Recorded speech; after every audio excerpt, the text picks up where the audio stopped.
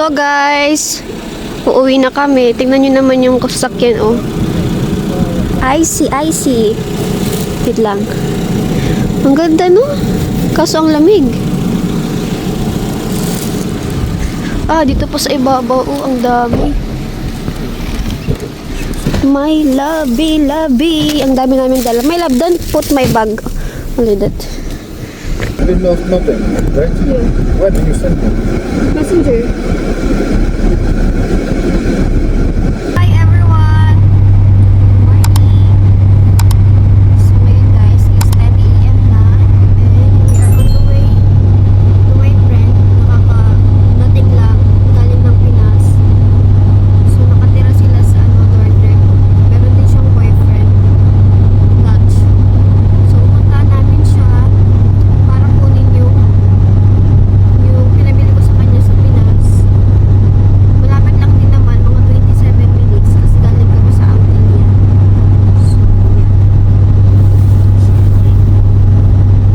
No, I mean 27 minutes from your uncle house to them. And alam niyo ba guys, ngayon is kaninang umaga -4 degree. Sobrang lamig. Tapos kanina paglabas namin yung sasakyan, nabutan na siya ng na-cover na siya ng ice. So ayun, tapos na din yung holiday namin. Today is 26. So sa Monday, back to work na ulit. Hindi kami sure kung may work na sila sa Sunday. So yeah. You will go home? I will go. If you're not home. So yeah. And ngayon guys, nakasarado yung mall. Sayang, gusto ko sana mag-shopping.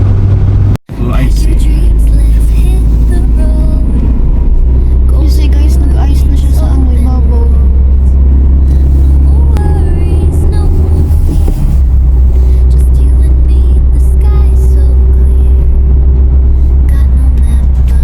Pero look at that. Sobrang lamig sa labas. Malapit na kami guys. 6 minutes na lang. Look guys, oh, merong nagja-jogging. Sobrang lamig ng panahon. Look at that.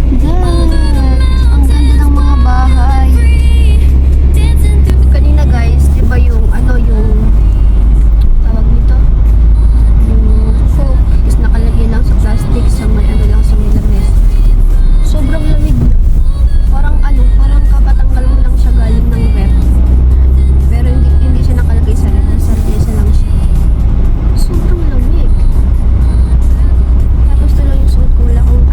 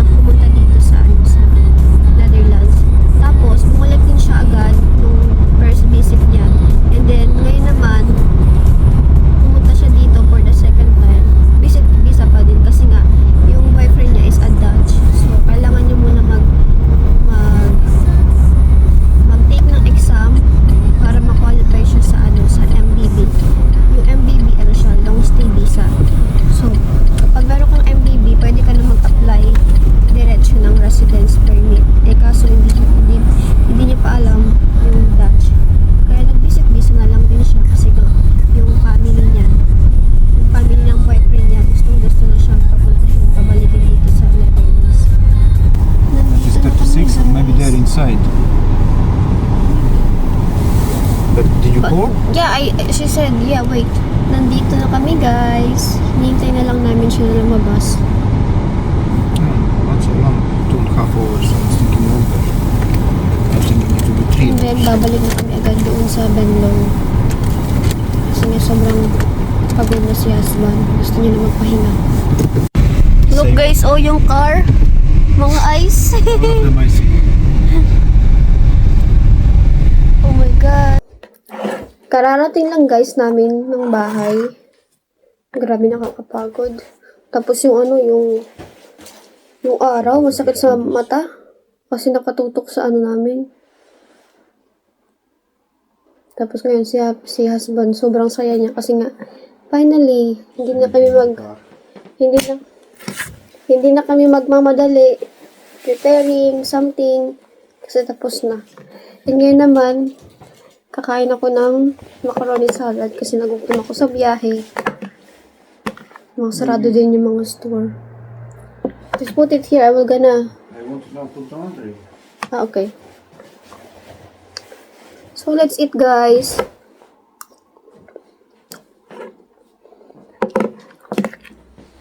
I think it's getting stink a little bit. So, guys, kanina, nakuha na namin yung pinabili ko dun sa ano, sa friend ko. So, So, ito guys yung ano yung pinabili ko sa kanya sa Pinas. Ito lang yung pinabili ko sa kanya kasi nga marami din kasi siyang dadalhin. Kaya yan lang yung pinabili ko sa kanya. Tingnan nyo guys. Ito na lang yung natirang ano, ginawang salad ni husband. So, ano siya? Kalahating langgana dito. Naubos. So, ito siya. So, babalutin natin at ilalagay natin sa rep para mamaya naman.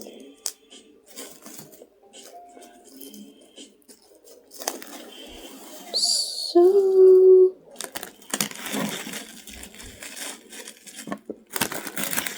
gusto ko magluto ng rice. Tapos mag-prito ng manok.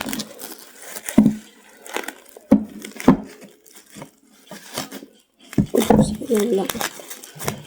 Ganyan lang yung pagbalot. Huwag natin damihan. Para hindi mamaya mahirapan si Habibi. Habibi.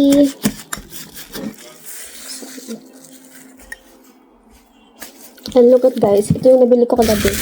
Na chocolate. Iba't ibang klase ng chocolate. Tadaan! Ang dami basta. So, ayun. Maghugas ako ng pinggan kasi na ang daming hugasin. my love, which button I need to press? Give me. Throw. Careful. Ah. Напомнил о Хиросиме. Это работа профессионального актера и шоумена, и она работает безупречно.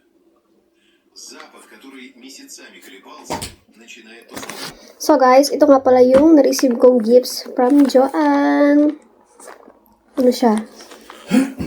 Bath and shower, scented candle, and body lotion. And we have here, binigyan niya din ako ng mga ano, ng mga biscuits. Ito siya. Chocolate Graham. Kasi sabi niya hindi niya daw nakakain to. Naka-display lang. Pinili niya to sa Pinoy store. And this one. And Lemon Square. Ang mahal pa naman ito. 10 euro kada isang supot. Tapos yung binigay niya sa akin na pajama na pangtulog, sinuot ko siya doon sa bahay nila. Tapos doon sa bahay ng uncle niya. Kasi sobrang lambig. Meron akong dalang pangtulog kaso manipis siya. And this is what she gave. Ano siya? May kasama siyang ipit. Nagustuhan ko to kasi nga, pwede ko siyang lagyan ng mga aking makeup.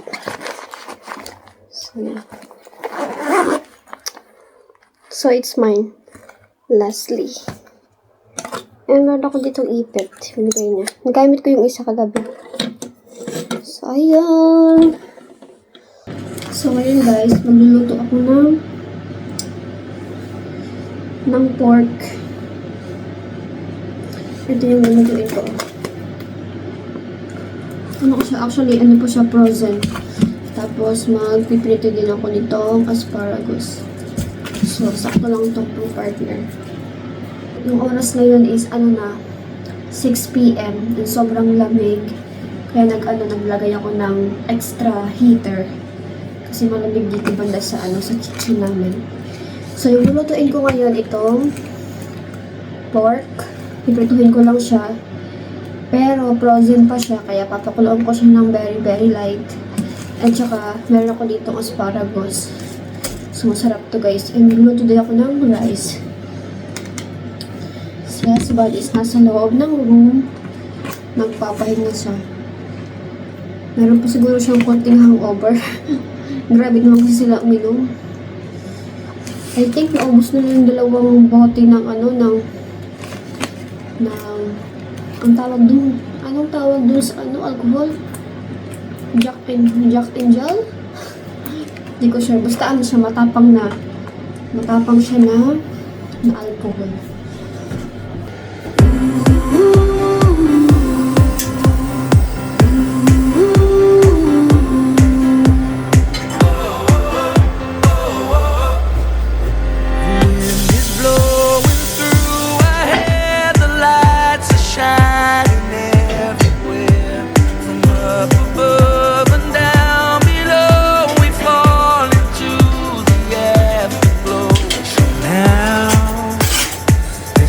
Perfect night.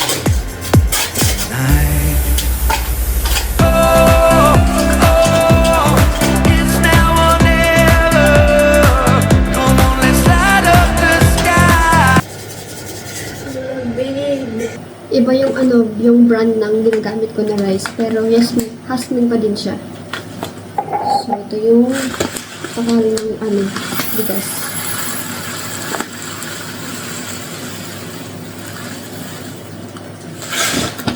Isang baso na yung lulutuin ko para bukas at para hindi rin ako magluto kasi nga sobrang lamig. Ito nga palang guys, itong cup, binigay din to doon sa pinagtatrabaho ni Asman nung last year, Christmas. So, ayan. Basin lang natin. Kayo guys, anong rice yung sinasain niyo? Dati guys, nung nasa Leyte kami, nung maliliit kami, yung sinasain namin is, kasi ngayon yung pinakamurang bigas diba is yung NFA rice. Yun yung madalas na sinasain namin. Tapos kami, bali, 8 kami lahat sa isang family. So, 3 kakal ng lata yung sinasain namin. Breakfast, lunch, dinner yun. Ang dami, diba? Hindi din naman si husband kumakain masyado ng rice, kaya ako lang talaga yung ubos. So, saksak lang natin dito.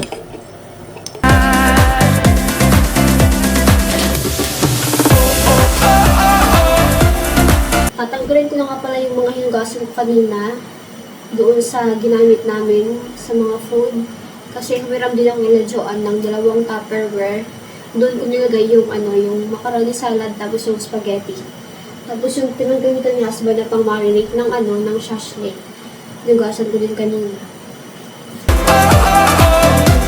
Let's light up the sky.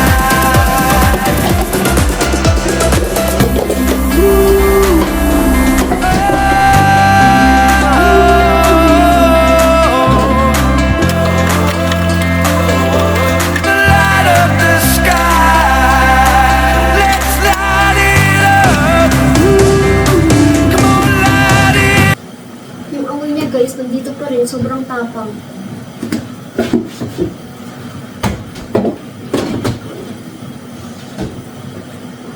So ito naman yung pinaghaluan niya ng salad. So ito yung 2 Tupperware na hindi lang pinadyokan.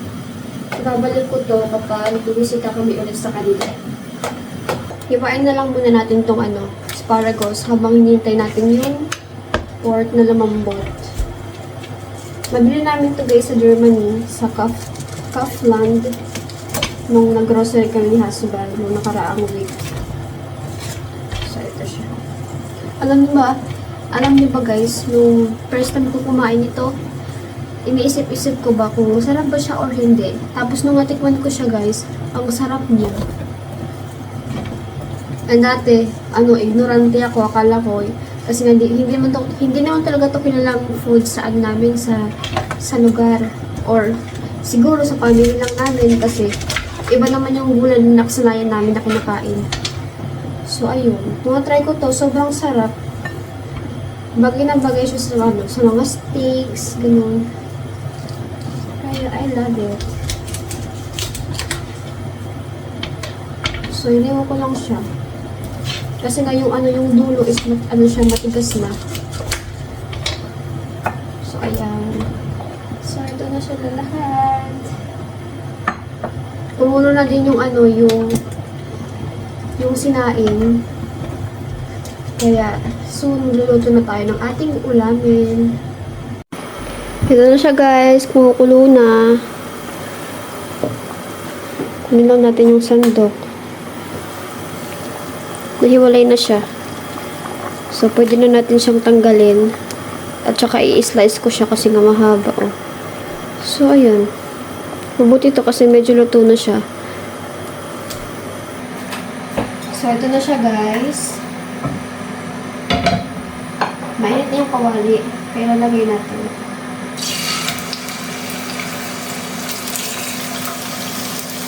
Paling bang siyang piraso.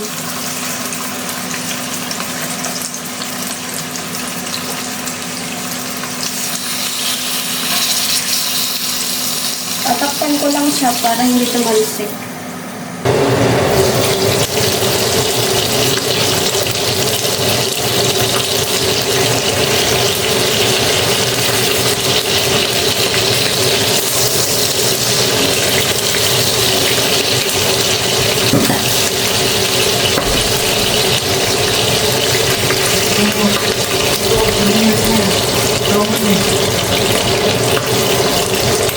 It's only for yourself only, yeah? I'm not.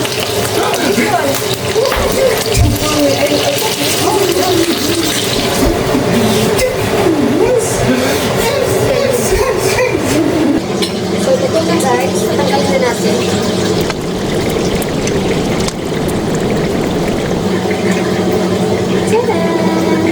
Luto na siya guys. Talod natin itong asparagus. Madali lang lang siya maluto.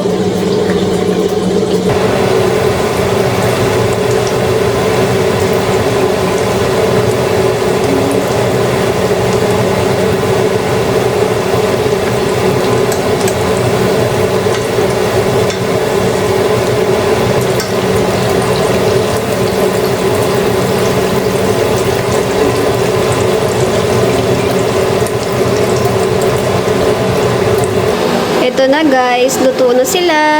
Ready to eat.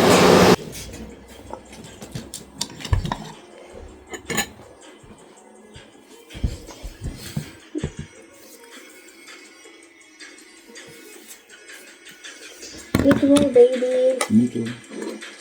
Maybe we can put it together here. And this is my plate. Mali yung sandok na nagamit ko. So, ayun guys. Let's eat. It's my spoon. You want a spoon? You don't need a spoon. Oh, this one. So, that's it, baby. Этот парень будто смотрит прямо в We душу have судью, here участвует в конкурсе фермеров и asparagus. показывает своего ухоженного козла. Главное здесь уверенный взгляд. Ведь So, let's start. кто действительно заботится о животном. Когда судья хлопнул козла по заднице, стало ясно, победитель найден. Этот парень будто смотрит прямо в душу судью. Он участвует в конкурсе фермеров и показывает своего ухоженного козла. Главное здесь уверенный взгляд. Ведь так It's yummy. I have here soy sauce. заказали огромную порцию морепродуктов, Ну, произошло нечто неожиданное. Вместо того, чтобы подать блюдо на тарелках, официант просто Yesterday, принес пакет и высыпал всё our прямо food на is их different. стол. Их улыбки быстро сменились полным недоумением. А самое плохое, что ресторану приходится каждый раз менять всю скатерть. Когда эти ребята заказали огромную порцию морепродуктов, произошло нечто неожиданное. Вместо того, чтобы подать блюдо на тарелках, произошло нечто неожиданное. Вместо того, чтобы Training guys ng asparagus, masarap siya. и высыпал все прямо на их стол. Их улыбки быстро сменились полным недоумением. А самое плохое, что ресторан Ay, madali lang din siyang lutuin. всю скатерть. Дайте, ребята. Не все знают, что США и Россия на самом деле находятся гораздо ближе друг к другу. Всего в 2 милях друг от друга, а иногда соединены. Острова Дианида расположен на расстоянии